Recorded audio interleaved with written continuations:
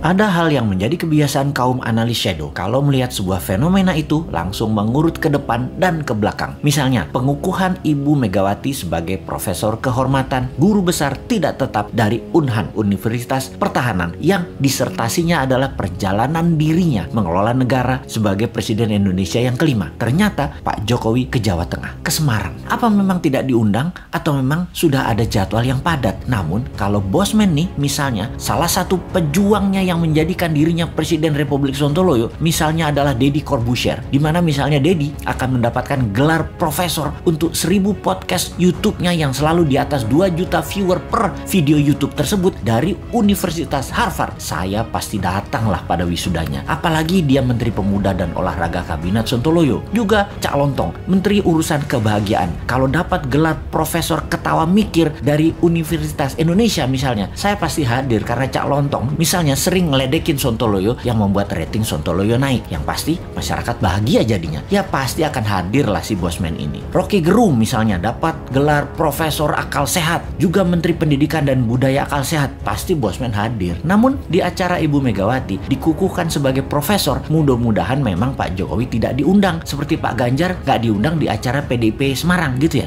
Tapi sekali lagi, kok Pak Jokowi ke Semarang ya? Ke Ganjar ya? Kenapa ya? Gak ke Saudi sekalian urusin supaya Indonesia bisa berhaji misalnya.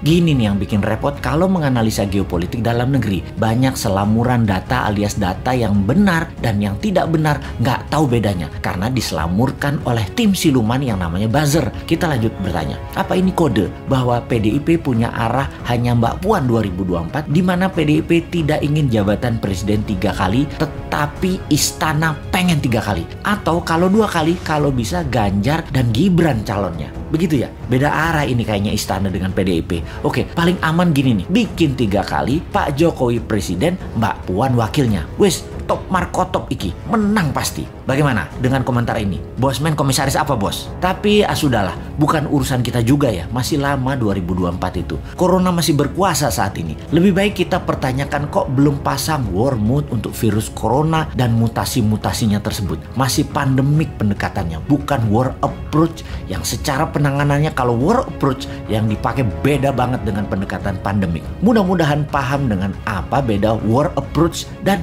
pandemic approach.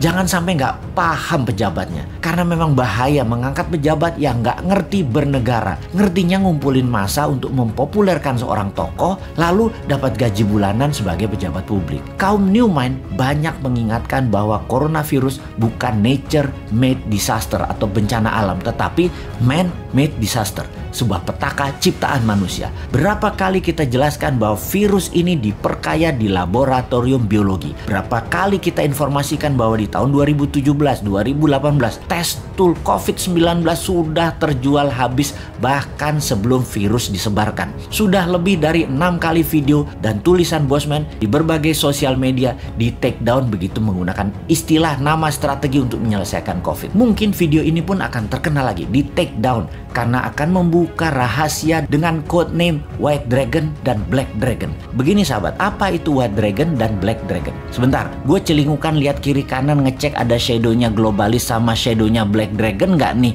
di WC jongkok gue yang lagi mengupdate status.